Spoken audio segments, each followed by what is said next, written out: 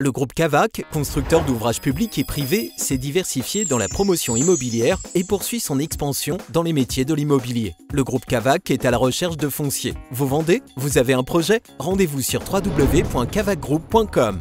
Nous sommes le lundi 9 décembre. Bonjour, bienvenue sur tv4.fr. Un drame évité de justesse samedi après-midi à Sayagouz. Les gendarmes ont pris en chasse une voiture qui aurait forcé un barrage routier.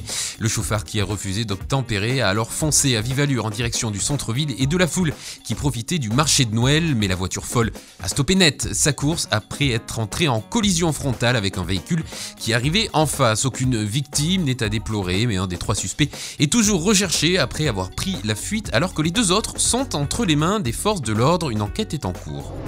Un point sur vos conditions de transport ferroviaire, et le moins que l'on puisse dire, c'est que nous sommes encore loin d'une activité normale.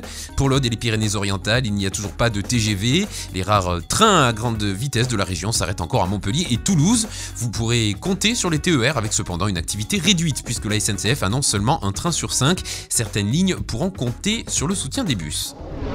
Un habitant des Pyrénées-Orientales a été intercepté ce week-end par les gendarmes alors qu'il roulait sur l'autoroute A9 en direction de la frontière à 240 km/h au lieu des 130 autorisés. L'homme qui conduisait une berline de luxe de location s'est immédiatement vu retirer son permis de conduire et sera appelé à comparaître rapidement.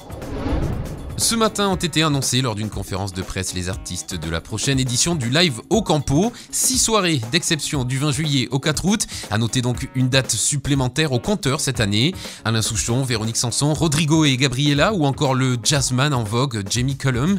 La particularité de cette année, c'est aussi une soirée placée sous le signe de l'humour. Une première pour le festival qui accueillera l'humoriste du moment, Inès Reg. Une saison 2020 du Live au Campo qui devrait sans aucun doute mettre des paillettes dans vos vies. C'est la fin de cette édition. Vous retrouvez ce Flash Info sur notre site internet tv4.fr ainsi que sur notre chaîne YouTube. Vous pouvez également nous suivre sur les réseaux sociaux Facebook, Twitter et Instagram. À demain pour un nouveau Flash.